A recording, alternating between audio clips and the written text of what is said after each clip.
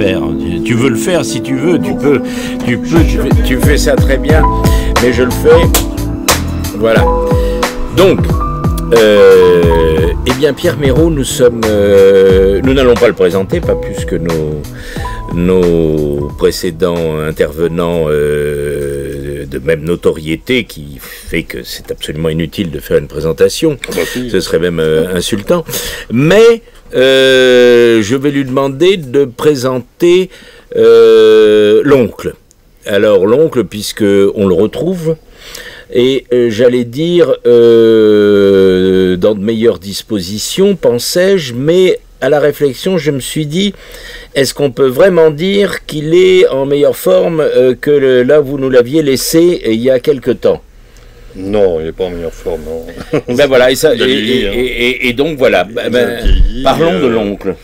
L'oncle, dans le premier mammifère, c'était il y a plus de 20 ans, il avait quand même un parcours de buveur assez fort, mais il avait 43 ans, 42 ans, quoi, donc ça allait. Et là, l'oncle, il a vieilli, et puis ça se ressent dans le livre, je pense. Il est plus calme. Il est plus calme. Boit moins. Mais il fume, faut pas faire de pub, non. Mais en définitive, à la réflexion, je vous dis, je me suis demandé s'il était vraiment dans de meilleures dispositions que dans ses... il est toujours aussi méchant, tu veux dire? Je ne sais pas, là ça c'est un jugement de valeur, méchant, non. Comme un sale gosse. Un petit peu sarcastique, on va dire. Non, mais il a fallu essayer de retrouver le ton du premier mammifère, qui était effectivement sarcastique, et ça n'a pas été simple. Je vais pas le dire 3 fois quand même. Hein. Oui. Est-ce que l'époque se prête toujours aussi mal au tempérament, aux impulsions, à l'imaginaire de l'oncle? J'ai l'impression qu'elle se prête encore plus mal que dans sa folle jeunesse.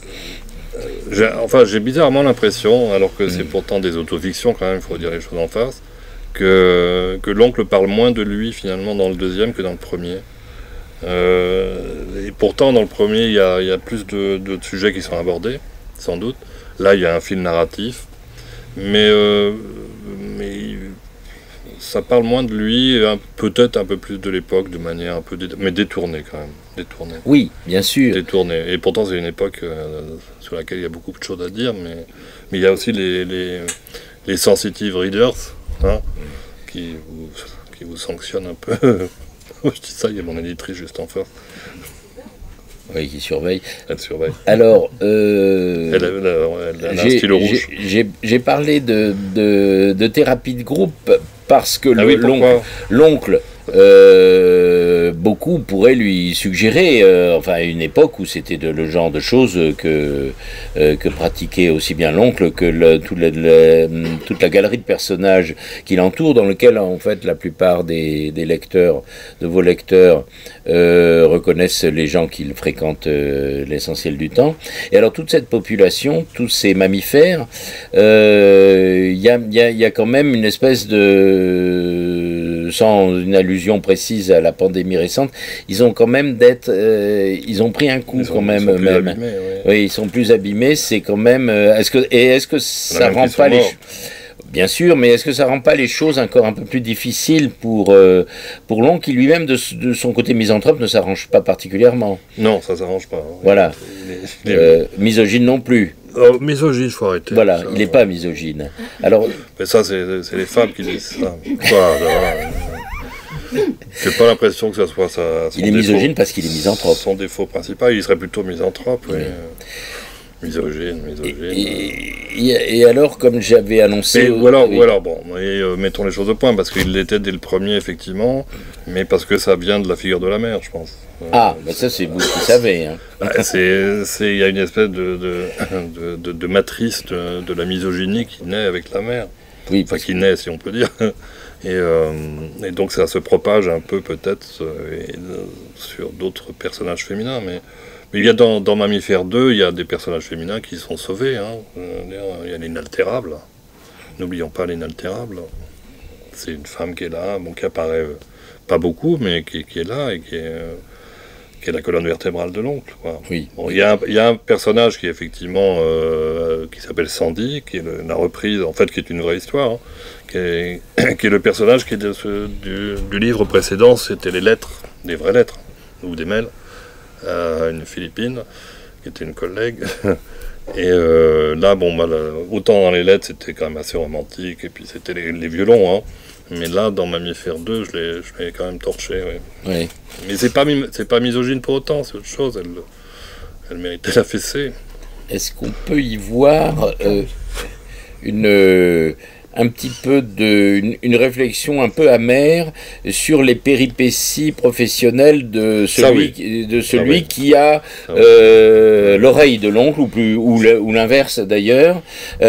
Donc j'ai évoqué, bon, bah, c'est pas le thème du livre qu'on présente ce soir, mais dans le cadre Pierre Mérault, sa vie, son œuvre, comme j'ai transmis à votre éditrice, qui je pense vous l'a transmis, j'étais très impatient de pouvoir vous rencontrer, et parce que le premier des livres, celui par lequel... Ah, regardez qui arrive, Régis, c'est gentil. Installez-vous. Celui par lequel je vous ai découvert, c'était Arkansas. On va pas développer tellement ce thème-là, bien que ça fasse partie du... Oh, il a la Légion d'honneur maintenant. Ah! Oh là là, c'est Régis Geoffrey. Oui. Respect. Arkansas, pardon. Oh non, ça va. C'est le grand ça, même. Alors, Arkansas, je rappelle, c'est une espèce de biographie non autorisée de Michel Houellebecq. Non, c'est pas une biographie de Houellebecq. Hein, attendez, mais très... Si j'avais voulu faire une biographie de Houellebecq, je ne me serais pas pris comme ça. Hein, c'est comme ça que je l'ai lu. Ah bon? Oui. Oh là là. Mais donc, je me suis trompé. Mais je ne suis pas... votre biographie. Hein. Voilà, volontiers. Mais c'est pas la première fois que je me suis trompé, et je suis pas le seul à m'être trompé, parce qu'après, j'ai suivi surtout et j'ai cru que les deux étaient liés, les péripéties, enfin les désagréments que vous avez connus avec le livre qui vous a obligé à changer d'éditeur. Tout à l'ensemble du monde. Oui. Mais Arkansas, on va s'arrêter un instant sur Arkansas, c'est pas une biographie de Michel Houellebecq. Hein, c'est un personnage qui apparaît, et il y a un double qui est le vrai narrateur, enfin ils sont deux narrateurs, mais c'est Traum, en allemand. Et voilà, c'est pas du tout une biographie. C'est un livre sur la création, sur l'alcool aussi, En fait, ce qui s'est passé, c'est que Mammifère a eu beaucoup... Je vais vous dire les cuisines, comment ça marche. Enfin, mes cuisines. Mammifère avait eu beaucoup de succès. Ensuite, j'ai fait Les Réalistes. Puis j'ai vu que ça marchait moyen, c'est le moins qu'on puisse dire. Alors que c'était un joli livre, hein, je pense. Et puis je me suis dit, bon, je vais leur montrer ce que je sais faire. Et donc j'ai fait Arkansas, qui est le livre le plus, entre guillemets, littéraire, en admettant qu'il faille reprocher un livre d'être littéraire. Donc c'est un livre plus costaud, quoi. Mais c'est pas une biographie de Houellebecq. Ah bon? Non. Oui, bon. Vous l'avez lu? Oui, absolument, mais sincèrement, non, lui, il n'a pas aimé. Mais c'est pas une biographie. Bon. Et il y a donc absolument... Alors, tout à l'heure sur du monde, d'accord. Aucun rapport avec la volée que vous avez reçue et la manière dont vous avez été quand même bien marginalisé, pour ne pas dire pire, avec toute la noirceur du monde. Alors, toute la noirceur du monde, c'est venu avec l'affaire Richard Millet, en fait, au départ. Richard Millet devait être l'éditeur de toute la noirceur du monde. Enfin, ce bouquin, il a eu toute une série de montagnes russes, hein, si on peut dire. Au départ, en fait, j'avais bien avancé le texte avec Gérard de Cortance, qui était venu, tu te souviens, Laurence, qui était venu au prix Rive Gauche à Paris. Mais moi, je le connaissais depuis très longtemps, et je l'avais pas revu. Et puis, je lui ai fait filer, il était chez Albin, il m'a dit, oh, ouais, ça va dire, continue, etc. Et puis, il s'est dégonflé. Donc, je suis allé voir, j'ai écrit à Josiane Savigno, et elle m'a dit, je lui ai dit, est-ce que vous pouvez le passer à Solaire, sur des trucs comme ça. Et elle m'a dit, il n'y a pas de problème. Et donc, ça a pris du temps, parce que chez Gallimard, c'est la forteresse, hein, c'est le château, hein. Il faut téléphoner aux fonctionnaires, etc. Ça prend du temps. Mais bon, il y a eu... c'est passé, quoi. Et Richard Millet devait être l'éditeur, et on avait signé le contrat. Et puis, il a écrit son bouquin, là, L'éloge du tueur. Et donc, moi, quand j'ai vu ça, je me suis dit, ça va, je vais sauter. Oui. Et ça s'est confirmé, effectivement, ça s'est confirmé. J'étais une victime collatérale. En deux mots, Pour ceux qui ne connaissent pas le livre. Oui, un prof qui virait à l'extrême droite, alors, bah, du coup, ça faisait mauvais. Et ultra violent. J'allais dire pour Gaston, non, c'était pas Gaston, c'était l'autre là. Mais... Roman extraordinaire. Ah oui, c'est celle qu'elle préfère. Ah bon. C'est celui, pardon, qu'elle préfère. J'ai bien aimé aussi. Donc, mais à partir de là... c'est comme sur les plateaux télé, parce que lui est en train de faire son courrier. Régis, t'es avec nous là ou quoi? J'ai pas grave, il va... Qu'est-ce qu'il fait, Régis là? J'ai fait une vidéo de toi. Oh. Tu sais qu'il n'y en a pas beaucoup. Mais il y en a une, et vous savez, on a beaucoup d'abonnés, donc... Non, on essaie de faire ça gore. Vous avez vu, là, sur une coiffure et tout. Moi, j'ai pas... je ne sais pas, comme c'est la première fois que je le rencontre, je me rends pas compte du fait qu'il a changé de coiffure. Et tu connais Dimitri? Dimitri, il est à droite d'Émilie. C'est les I ensemble. Face au Styx. Faut que j'explique donc quand même, parce que quand même que le spectateur... Ah oui, mais on improvise. Se rendre compte, on improvise, ce soir on improvise, donc voilà. Voilà Régis Geoffrey avec sa nouvelle coiffure, donc. Hein. C'est le scoop du soir. Alors bon, là où je voulais en venir, c'est que quand même, avec toute la noirceur du monde, bon, vous avez été catalogué d'extrême droite répugnante, etc. Donc l'oncle, ça ne lui a pas facilité les choses. Non, bah après je suis allé chez Stock. Voilà. Après la rupture de Gallimard, je suis allé chez Stock. Et Stock, Jean-Marc Roberts voulait vraiment le texte, il l'a beaucoup aimé, mais il avait un cancer du poumon et il est mort. Et Manuel Carcassonne. Et c'est Manuel Carcassonne qui reprend. Bon, Manuel Carcassonne qui avait suivi le manuscrit aussi au moment où il était chez Grasset. Moi j'ai des échanges avec Manuel Carcassonne. Très courtois, on me disait, je lui demandais des nouvelles, alors ça en est où? Bah c'est partagé, il y a une partie du comité qui est pour, une autre partie qui est contre. Puis ça a fini après quand il a refusé, il m'a foutu dehors.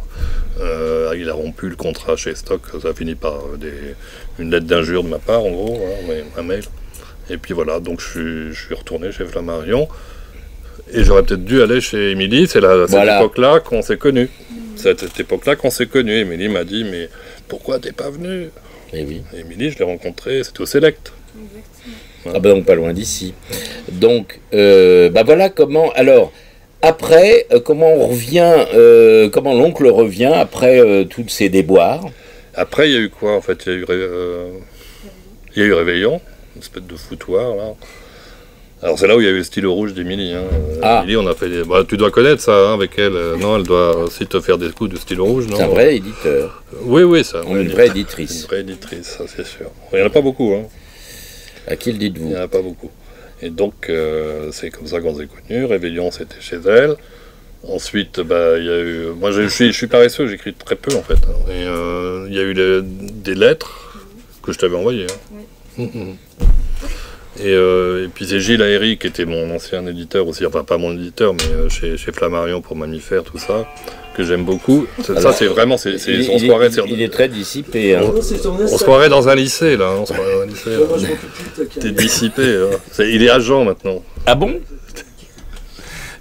Il était obligé de se recycler, lui, carrément, contrairement à l'oncle qui poursuit quand même sa carrière. C'est une carrière. Il faut. Lui, il n'y a pas. que lui. Il avait un journal, à un moment, il avait un journal de faits divers. Enfin, un truc comme ça, avec les criminels. Maintenant, j'ai toi. Alors, donc, vous êtes l'agent exclusif de Pierre Méraud. Avec un seul auteur. Vous voulez vraiment me diffamer hein. Non, c'est une question. Pas tourner. Non, on est là pour une thérapie de groupe. Voilà. Il vous a pas prévenu. Non. Donc, mais ça m'a pas étonné parce qu'au bout de 2 minutes, Pierre parle de mon physique toujours. Ah bon? Je sais pas pourquoi, mais les cheveux, c'est l'oncle de nouveau. Alors je ne sais. Donc après Réveillon, il y a eu les lettres et puis ça a été publié chez Albin Michel, donc grâce à Gilles Aéry. Et puis Mammifère, moi ça m'a pris du temps, hein, mais je suis paresseux, quoi. Moi j'admire les gens ou les envies en tout cas, ceux dont ça vient facilement, quoi. Il y a des moments où ça vient, mais Mammifère ça m'a pris beaucoup de temps. Ouh là là, la pauvre Émilie, elle a eu de la patience. Mais ça c'est comme les cavistes, hein, c'est comme les vins, on les met, ou les fromages, on les met dans les caves et on l'affine. On affine, ça prend du temps, quoi. Tu as mis combien de temps pour l'écrire? Bah, ça a été en plusieurs étapes. Hein. Trop de temps. Mais ça en valait la peine apparemment.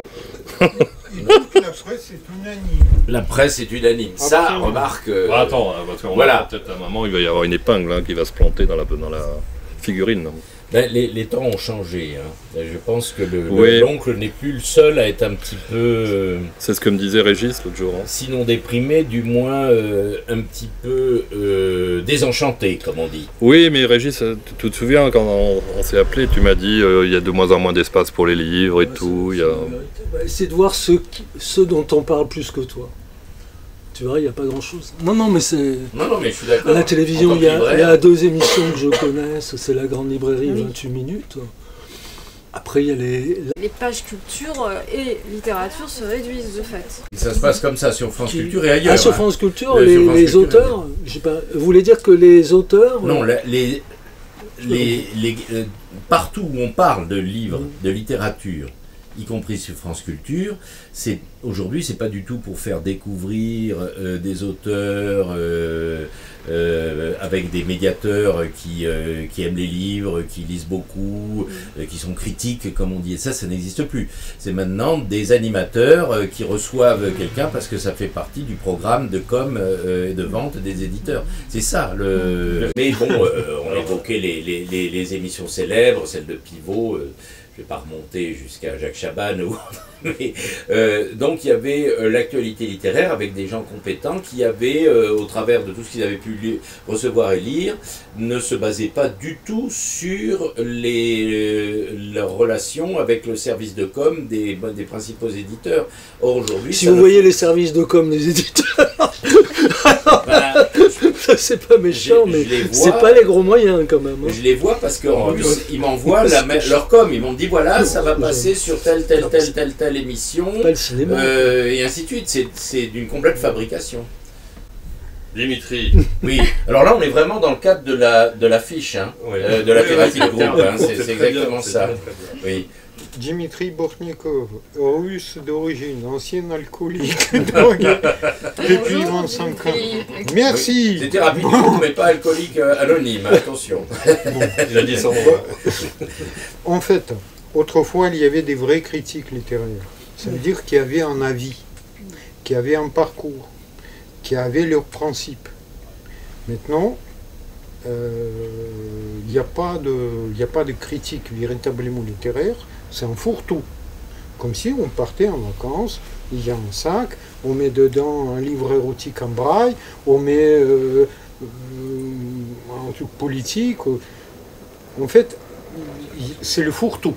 Ça veut dire le choix appartient à l'auditeur ou à spectateur. On fourre-tout. Mais lorsqu'il y a trop de choix, il y a 35 sauces tomates dans les supermarchés. Pourquoi? Oui. Quelle est la différence? Le lectorat lui-même devient un problème. Et il faut voir ça aussi. C'est un marché. Et donc, il y a les deux aspects du marché. Il y a le producteur et le consommateur. Il y a l'offre et la demande. Oui, mais il y a entre les deux, il y a les intermédiaires qui essaient d'alléger la tâche au lecteur en prémâchant la nourriture. Prenez n'importe quel article dans la presse écrite, c'est toujours, il raconte, le critique littéraire raconte l'histoire, ce qui se passe. Et les histoires, ça court de rue, c'est tout le temps. Vous pouvez dire n'importe quoi, les adjectifs sont pareils. Formidable, splendide, style incisif et tout ça. En fait... Oui, ça c'est les bandeaux qui mettent... Mais c'est vrai que ça se limite souvent à ce qu'on va trouver sur les bandeaux que mettent les éditeurs pour faire vendre. Donc, finalement, le lecteur, il mérite leur littérature. Sa littérature. C'est ce que je suggérais, ce que je voulais c'est ça dire. C'est peut-être pas l'avis de Régis Geoffrey, j'en sais rien. Non, j'ai pas de mais les lecteurs de Pierre Mérault ne sont pas spécialement méritants. Ils sont potentiellement extrêmement nombreux. Ils vont enfin avoir quelque chose de consistant à se mettre sous la dent. Et il faut que ça se sache. C'est un petit peu pour ça qu'on est là. Et c'est ce qui motive cette séance de thérapie de groupe. J'espère qu'elle est efficace, jusqu'ici du moins. Moi je pense que les lecteurs de Pierre sont des êtres héroïques Parce que Il n'y en a pas beaucoup. Les héros. Les héros ils sont sont rares. normalement les lecteurs sérieux, et ça c'est la littérature sérieuse. Bah, les lecteurs qui aiment, C'est pas lire, pour- qui aiment lire des livres, qui aiment la littérature, qui aiment lire des romans. Oui, mais c'est pas... Si, il y en a beaucoup. Là, excuse-moi, je te laisse finir. Il y a une forte demande, je peux vous dire. Le problème, c'est qu'elle n'est pas du tout satisfaite. Donc, on est là pour leur dire, bah, avec Pierre Mérault et son oncle et ses mammifères, eh bien, vous allez retrouver ce que vous aimez dans le roman. En tout cas, les mammifères. Mais là, c'est pas. Les mammifères, c'est. Non, mais je veux dire, les mammifères. C'est pas vraiment un roman. Les mammifères étant le public. Le public, d'accord. La comédie humaine actuelle, telle qu'elle est restituée par Pierre Mérault, eh bien là, on a, je peux vous dire, en tant que libraire, on a du mal à trouver des livres à vraiment recommander. Mais c'est pas un livre recommandable. Hein. Et pourtant. Enfin, plus que le premier, sans doute, mais ça reste encore trop, je sais pas, un peu corrosif, quoi. Oui, mais trop direct, peut-être. Peut-être pas assez romancé, j'en sais rien. Mais ça, c'est qu'est-ce qui vous fait penser... C'est un peu sombre, et puis quand je vois les articles qui sont tombés, il y a, Dieu merci, quelques papiers qui ont dit, voilà, et avant tout c'est ça, je crois que c'est qu'un livre drôle, c'est fait pour, voilà, mécaniquement détendre les joues, hein, si je puis dire. Mais il y a des papiers qui ont insisté sur le côté mélancolique, sombre, noir. Chaque papier se fait plaisir un peu à lui-même, quoi. Mais moi, je trouve, enfin, j'espère en tout cas que c'est un livre drôle. C'est grinçant comme le premier, mais c'est drôle, quoi. Et alors, quel est Et là, c'est important parce qu'il y a, je sais pas, c'est des livres comiques entre guillemets. Il n'y en a pas 36 millions. Hein. Alors c'est comme ça les gens se qu'il faut prennent le au sérieux recommander. et tout. Moi, je pense qu'il faut l'avouer. C'est comique. Là, j'essaie de placer un vieux bouquin à Émilie pour qu'elle en fasse un poche. Mais tu vas voir, c'est un livre drôle, vraiment. C'est sans prétention, c'est drôle. Hein. Alors, ce que j'ai remarqué... Je confirme en tant que libraire que c'est un livre comique et c'est comme ça que l'ont lu tous nos libraires. Apparemment pas forcément toute la presse. Non. C'est que tes personnages sont jamais statiques. Ah. Ça veut dire qu'il évolue. Et c'est très rare dans la littérature française actuelle que les personnages évoluent. On le prend tel quel, il y a une situation, il tue sa mère, son frère, il encule son chien l'encule lui, rien ne change, il sort de tout ça tel qu'elle était au début. On dit que c'est pour ça, c'est bien, Dominique, que tu as fait l'œuvre, pas seulement un livre, mais l'œuvre. Ma difficulté de retenir un lectorat, elle vient de là aussi. C'est que les livres ne se ressemblent pas trop. Bon, Moi, je pense que ce n'est pas l'affaire d'un écrivain de retenir le lecteur. Non, bien sûr. Mais c'est que le lecteur qui prend tes livres du premier jusqu'au là, il va pas seulement voir l'évolution de l'oncle, il va voir l'évolution de l'écrivain, l'évolution du société. Et c'est ça qui compte, parce que le style, c'est l'homme. Bien sûr. Et ce qui intéresse le lecteur, moi personnellement, Parce qu'on est nous-mêmes écrivains aussi. oui. Mais il y a aussi quand même beaucoup de lecteurs qui s'intéressent mais on veut trouver l'homme. On veut trouver l'homme derrière le livre. Et les livres qui évoluent, et qui en plus qui sont drôles, spasmatiquement drôles. Donc ça ajoute encore plus dans le développement. Alors, est-ce que c'est pas dû aussi au fait que cette espèce de troupeau de mammifères qui entoure l'oncle, cette espèce de comédie humaine, non seulement elle est montrée du fait des sarcasmes de l'oncle quand même, des commentaires épouvantables qu'il peut faire parfois sur certains, d'une grande cruauté, mais ils sont d'une criante vérité, comme pour employer un cliché. C'est des caricatures quand même, mais c'est vrai que dans une caricature, il y a... Ce ne sont pas des stéréotypes, c'est ça qui me paraît important. Ce ne sont pas des clichés. Ce ne sont pas des clichés. On les reconnaît, on en connaît tous. Je veux dire, c'est la chose que dans les livres de Pierre Mérault, les personnages secondaires, on va dire, l'oncle. L'oncle, pour les gens qui nous écoutent, et qu'on espère fort nombreux. C'est le narrateur. il apparaît dans deux livres, Oui. dans les mammifères, point final. Mais comme Après, vous l'avez l'écrivain, expliqué, c'était voilà. largement... Non, mais c'est tout. Le personnage de l'oncle, en tant que narrateur et personnage, c'est deux livres. C'est Mammifère 1 et Mammifère 2. Bon, Alors- le reste, c'est des narrateurs qui ressemblent peut-être à celui de Mammifère. Quoique, bon, peut-être celui de Toute la noirceur du monde, qui est quand même encore... Alors, lui, vraiment, il est sombre, hein. Jean Valmore. Ouais. Mais si vous prenez un truc comme Petit Camp, c'est vraiment un truc de fou, hein. Ça n'a rien à voir, là. Je veux dire, si vous prenez, je sais pas, et puis les lettres, bon, c'est autre chose, là, c'est vrai que c'est à part. Hein. Mais de toute façon, j'essaie de trouver des titres, mais comme j'en ai pas écrit beaucoup, ça va vite. Hein. Mais là, on fait notre travail de com, donc on a fait un écart par... Je peux dire bonjour à... L'oncle, sa vie, son œuvre, oui, mais J'allais dire ma mère, l'actualité, c'est Mammifère 2. Oui. Bon. Et Mammifère 2, on vient d'expliquer où ça se situait, pourquoi, comment, pourquoi il fallait que ça se sache, que le public sache que c'était un livre comique. Ouais. Que ça parle d'eux, mais finalement pas si méchamment que ça. Non, c'est moins méchant que le premier, je pense. Voilà. C'est moins méchant que le premier, c'est moins agressif. On a un peu de peine pour eux quand même, les temps sont durs. Je sais pas, j'ai pas de nouvelles. Et que ce ne sont pas... Souris, Régis.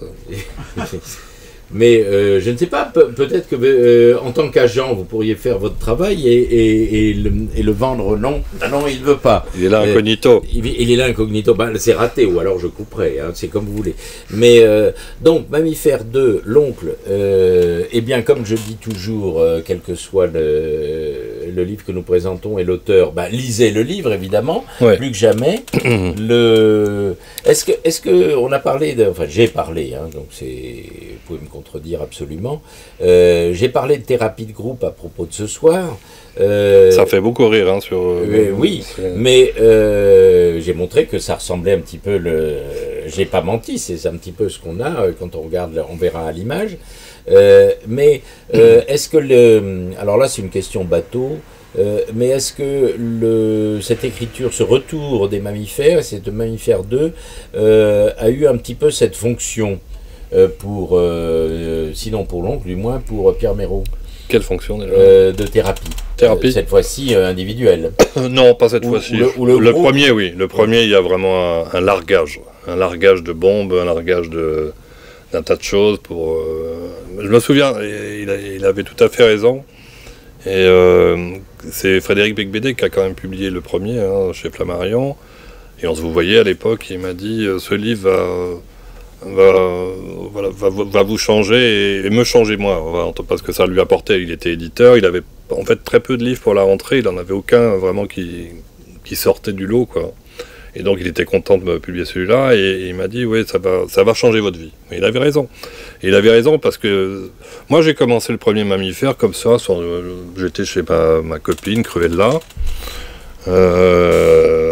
qui est dans Mammifère 1, et sur une terrasse, et puis j'écrivais, voilà, comme ça, mais un peu vraiment sans y croire, Puis progressivement ça s'est mis en place, quoi. Et puis progressivement aussi je me suis vidé de pas mal de choses.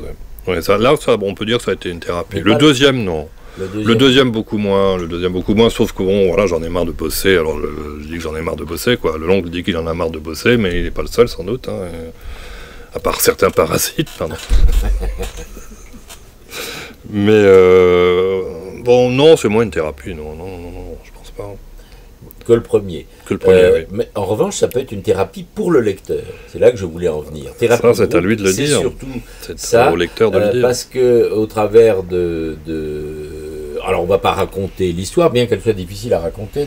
Moi aussi, c'est très simple. L'oncle cherche un appartement. Voilà, oui. Ça c'est sur la 4e de couve, donc on peut le dire. Mais enfin, Il n'y a pas que ça sur la 4e de couvre. parce que là maintenant, encore une fois, s'agissant d'une thérapie de groupe, il y a peut-être des questions du public. Pardon. J'ai senti que peut-être que ce qui avait été laborieux, qui expliquerait ce qu'on a attendu longtemps quand même, l'arrivée tardive du livre, c'est plutôt le début, j'ai l'impression, c'est les 50 premières pages. Le premier truc qui apparaît au début du livre, c'est l'enterrement, l'enterrement de la mère, ça c'est sûr. C'est à partir de là que j'ai commencé à faire Mammifère 2. Et puis il y a eu oui, en gros les 3 premiers chapitres, ou un truc dans ce genre-là. Et puis ça a bloqué, ça a redébloqué, rebloqué. Ça a bloqué vraiment quand je me suis mis à parler de mon lycée, non pas celui de Stéphanie de Monaco, là, qui apparaît dans Mammifère 2, un chapitre que j'ai laissé tomber. Et je me suis dit, attends, je travaille dans la journée dans ce lycée, je vais pas en reparler, donc ça a bloqué. Et puis voilà, bon, je sais pas, c'est... Je me souviens le portrait du monde qui avait été fait au moment des lettres, là, par Oublier soit heureuse. Bah, finalement, au début, le titre m'a fait tiquer, mais c'est un peu ce que je pense, et je suis un romancier par imposture. C'est-à-dire que j'écris, mais bon, je pourrais aussi être bouché, quoi. Enfin bon, j'exagère un peu. Oui. J'exagère un peu. J'exagère un peu parce que il faut du courage pour être bouché quand même. Moi, j'en ai pas. Hein. Écrire, ça me prend. Je sais même pas si je vais écrire encore. J'écris des vagues poèmes. Je revois des poèmes en ce moment, des trucs comme ça. Mais alors les poèmes, c'est là, on peut pas les fourguer entre guillemets. Hein, je veux dire, c'est bon. Mammifère 2 aussi. Vous savez, c'est pas nouveau. Il y a des stratégies d'auteurs. Hein, ça a été étudié même au XVIIe siècle, des trucs comme ça. Les auteurs, voilà, il faut qu'ils soient publiés, vendus, etc. Donc moi, je me suis dit à un moment, la seule carte à jouer, c'est de faire une suite de Mammifère. Voyons les choses en face. Donc le texte vient pas aussi naturellement que ça. Il y a des gens qui fonctionnent avec l'inspiration divine, je ne sais quoi. Moi c'est pas quand une page est bien partie, oui, d'une certaine manière. Mais sinon, non, il y a des calculs. Il y a un calcul qui a été fait au départ. Oui. Je trouve que justement ce qui est réussi dans ton Mammifère 2, que je n'avais pas ressenti à Mammifère 1, c'est cette mise en route progressive, précisément avec l'enterrement, la maladie, l'EHPAD, etc., etc., la lettre du notaire qui surgit, et là on part, ça monte. Oui, il y a une lettre, à un moment donné, tu reçois une lettre. Ah, c'est pas le notaire, c'est le propriétaire. Excuse-moi, le propriétaire, pardon, excuse-moi. Ouais. Donc, et ce que je veux dire, c'est qu'à partir de là, il y a une espèce de montée en puissance du récit. Et là, on part dans une galerie de portraits qui est, enfin, pour moi, délicieuse. C'est fantastique. Je me suis pas du tout. Et ça, c'est venu vraiment tardivement. Ouais. Le fil narratif est venu tardivement. Oui, et c'est un copain, un ancien collègue, qui m'a dit, parce que moi, le premier Mammifère, il y a une logique, c'est un peu éparpillé, mais il y a un fil directeur, c'est la famille, il y a l'alcool, tous ces trucs-là. Oui, là, c'est pas la recherche de logement, c'est pas un livre sur le problème du logement à Paris. Non, et donc c'est un fil narratif purement, à la fois, bon, qui m'est arrivé, mais c'est purement technique, si je puis dire, et c'est très léger, quoi, comme fil.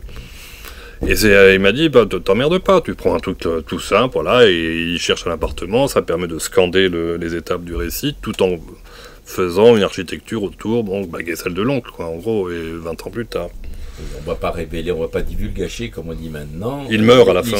Non, on va pas divulgacher, on va pas dire s'il trouve, j'allais dire chaussure à son pied, s'il trouve l'appartement de ses rêves. Mais il se réfugie dans une librairie du 14e arrondissement. Voilà, c'est une option, mais enfin, non, c'est pas ça qu'on va trouver dans le livre, mais lisez le livre et nous allons bien nous garder de le raconter. Là où Pierre est très fort, c'est la façon dont tu épingles quand même la vulgate de l'époque. La façon dont tu rencaustiques tous ces éléments de langage, là, je me suis régalée avec les voilà, là, c'est incroyable. Donc ça mérite d'être dit. Tout le monde n'est pas doué pour ça. Et toi, le chapitre que je préfère, la chose que je préfère, si je ne suis pas le mieux placé pour en parler, mais c'est le chapitre sur Tinder. Oui. C'est l'avant-dernier chapitre, c'est le plus long chapitre.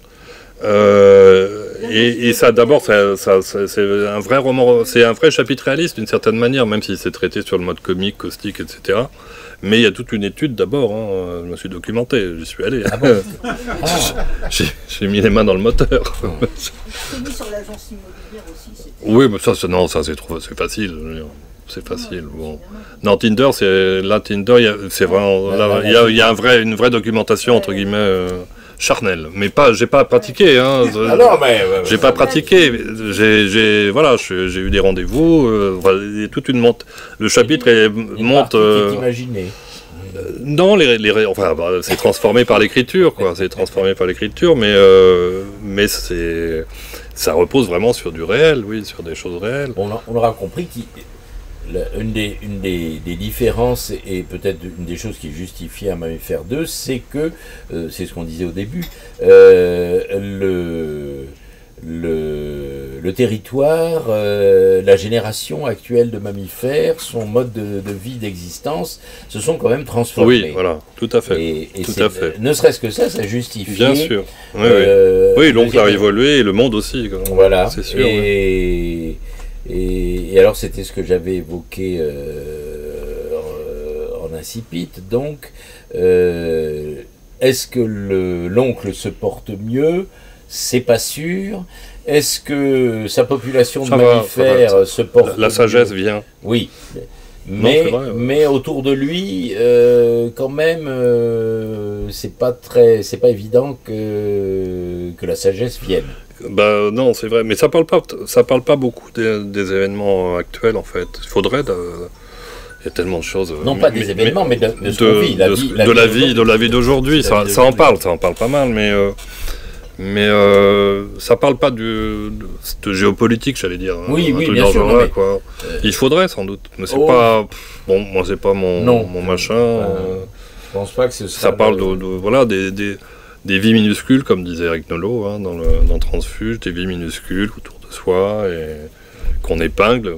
Le mot est juste, hein, comme des papilles. Elles sont plus rigolotes que celles de Michon, quand même. Hein. Michon, il écrit l'Iliade, il peut pas tout faire. Hein. Voilà. C'est un livre comique, hein, rappelons-le. C'est un livre. Puis il faut vouloir aller dans la Creuse. Hein. Oui. Pourquoi pas. Donc là-dessus, bien après l'effort, le réconfort, cher maître, je vais vous inviter à une conclusion. Vous en êtes un autre. Voilà. Donc en fonction de mon magistère, en vertu de mon magistère, je vous invite à conclure avant que nous passions aux libations. Vous voulez qu'on lise un petit extrait? Non, peut-être pas. Ah si. Mais je sais pas lequel. Bonne idée. Enquêter. Alors il est là, la troisième c'est une ukrainienne. Et c'est au Plessis-Robinson. Alors il y a un passage sur le Plessis-Robinson. Une sacrée banlieue, le Plessis-Robinson, assez lointaine cependant. Mais on va pas aller là. C'est intéressant. C'est pourquoi vous connaissez. Robinson. C'est bien, hein, c'est sympa. Hein. Allez-y. Non. C'est pas le choix. À 13h, l'oncle fiston. Enfin Natalia vint. Vaste silhouette dans un jean trop large. Elle avait revêtu un t-shirt jaune orné d'un cœur bleu également trop large. L'ensemble formait une sorte de pyjama ukrainien. Sur le seuil, elle tendait le cou à droite, à gauche, cherchant le romantique troubadour. L'oncle fit un geste allègre en direction du pyjama. Le visage poupin s'éclaira au loin. Quand elle fut assise sur la banquette, il remarqua que le cœur bleu contenait le slogan « Le Plessis solidaire ». Enfin, il n'était plus très sûr, peut-être était-ce le plaisir solitaire. En tout cas, il y avait bien une arrobase, oui. À côté de l'oncle, le retraité rose dégustait maintenant un cognac. Natalia, comme l'oncle, avait légèrement grossi par rapport aux photos. C'était le fameux principe déceptif de Tinder, n'est-ce pas? Il l'avait déjà expérimenté en compagnie d'Herta. Alors, Herta, c'était pas mal non plus. On aurait pu lire Herta, parce que... Herta, oui, allez, Herta. Herta. Mais quand même, vous conclurez sur le Plessis-Robinson. Mon côté stalinien. Le Plessis-Robinson, je tiens à en savoir plus. D'accord. Sans ça, les gens, je ne sais pas comment on appelle les habitants du Plessis-Robinson, mais ils seraient un petit peu fous. Non, mais c'est sympa en plus. Non, c'est vraiment sympa le Plessis-Robinson. Il y a des canaux. Allez, racontez-nous le Plessis-Robinson. Après, on va parler d'Herta. Moi, ça m'intéresse le Plessis-Robinson. Herta, oui. Herta aussi. Sur son profil sobre, Herta indiquait long terme, ok pour court. Elle espérait quand même faire une belle rencontre qui allait la chambouler. L'oncle était son 40e rendez-vous. Seigneur, pensa-t-il, 40, et toujours pas de chamboulement. Une méthodique Herta, une allemande, une écorchée aussi, etc., etc. Le rendez-vous dura 1h15. L'oncle s'ennuyait doucement, trop rigide Herta, sans grain de folie Herta, même quand elle se mit à lui parler de cul. Un type l'avait harcelé après un rendez-vous. C'est ton côté classique qui est excitant, disait le type au téléphone.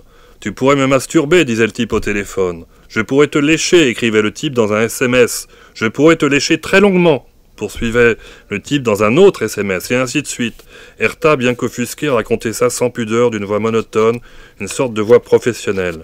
Presque médicalement, elle racontait Hertha. À tes souhaits, Régis. Ça n'est pas dans le livre, ça. C'est pas grave, on rajoutera. Voilà, pensa l'oncle, il avait l'impression d'assister à une consultation gynécologique. Ou alors c'était une très chaude, la fluette Hertha, et elle cachait son jeu, qui sait. Quoi qu'il en soit, il ne se voyait pas lécher très longuement sa chatte, non. Ou alors sur un îlot désert, après un naufrage, c'était mieux qu'un oursin. Enfin, tous les goûts sont dans la nature, n'est-ce pas? Alors, où est Natalia? Non, hein, on arrête. On va peut-être pas rester sur du cul comme ça. Le Plessis-Robinson. Le Plessis. Là, on a quand même une idée du ton de l'oncle. Oui, là, c'est un peu... Bon, on peut prendre un passage moins... Confronté aux réalités actuelles de la société. Non, c'est des vrais personnages, hein, des vraies personnes. Hein, on les connaît. Vous êtes sur Tinder? Non, mais on les connaît, tous ces personnages que vous nous racontez. Ouais. Peut-être le troisième rendez-vous qui n'est pas rencontré. Oui, moi, je suis toujours en contact. Et je suis toujours en contact avec elle. On rencontre des gens très bien. Hein. Que dire du troisième rendez-vous? Rien sans doute, ou trop. Un autre jour peut-être. Un rendez-vous vers la station Pont-de-Neuilly. Pont-de-Neuilly, c'était la zone, les bas-fonds en quelque sorte par rapport à Neuilly-Bagatelle. Liliane, 67 ans, était terriblement vivante et juvénile. Elle fréquentait un club de danse, elle chantait. Elle avait eu son paquet de merde comme tout le monde. Elle souriait prodigieusement telle une gosse. Elle possédait d'immenses seins maternels, observait l'oncle à la terrasse du café.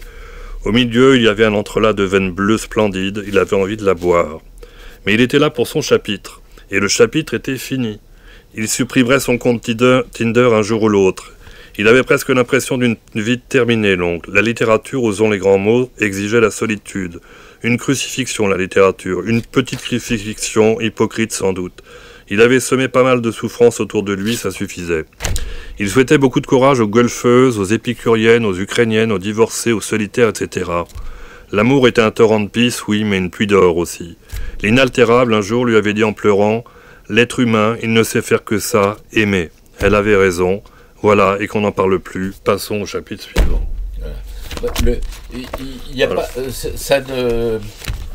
Ça ne décrit pas la totalité du rapport de l'oncle aux femmes, quand même. Non. Oui, Bukowski, c'est une citation, le torrent de pisse. C'est dans Women. Voilà. Ça, c'est pour ceux qui ont été attentifs. En fait, il y a trop de cul, là, peut-être, non, quand j'ai lu. Non, je sais pas, parce que ça parle de ça. Non, mais on a eu Pont-de-Neuilly à défaut du Plessis-Robinson. Plessis-Robinson, vous avez mis en appétit avec le Plessis-Robinson. Mais pourquoi le Plessis-Robinson comme ça lisez le livre. Voilà, c'est ça. Non, pas maintenant. Non, pas là, on s'adresse aux milliers de spectateurs qui vont regarder ça dans quelques jours. Milliers Pardon? Des milliers? Ah oui, il y en a des milliers. Oh la vache. Il y a 13 000 abonnés. En moyenne, les vidéos YouTube, sont vues dans les premières semaines 1500 fois. C'est YouTube? Oui, il y a une chaîne YouTube. C'est un public qui n'est pas celui de, comment dirais-je, de France Q ou de Télérama ou autre, ni du média ou des machins comme ça. Et vous faites des coupures, j'espère, parce que c'est long. Hein. Non, les vidéos peuvent durer 2 heures, sauf demande express des participants, je ne coupe rien. Ça donne envie à ceux qui ne sont pas venus ce soir d'être là la prochaine fois, souvent. Et elles sont souvent, a priori, plus austères, beaucoup plus austères que notre thérapie de groupe avec l'oncle et sa tribu de mammifères. Donc, vous jetterez un coup d'œil, vous verrez. On va regarder. Il y a parfois, on n'a pas l'avantage d'avoir Pierre Méraud. Régis Geoffrey, Régis Dimitri Bortikov, et puis les autres mammifères. Il y a un plateau de choix, donc ça va attirer le chaland, bien sûr. Ils viennent de Plessis-Robinson. Non, mais voilà, ce qui m'intriguait, c'est... mais on en parlera off the record, parce que maintenant est venue l'heure de la conclusion, ou pas, d'ailleurs, à vous de voir. Non, à toi de voir. À moi de Alors, voir, une bah, conclusion quand je même. suis Si, content moi, je d'être- voudrais je une suis- conclusion de l'oncle.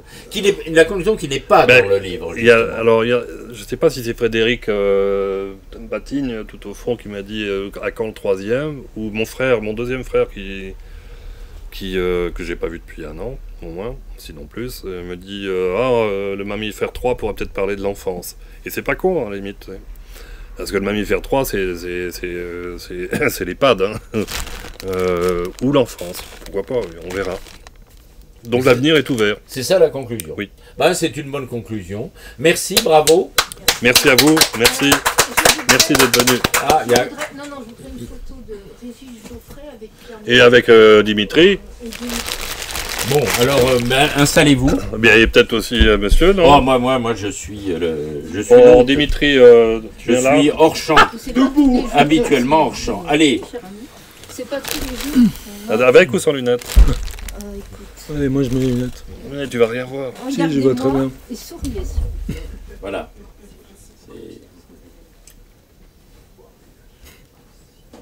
C'est impressionnant, hein, ces Ce appareils. sera sur Instagram et Facebook. Wow.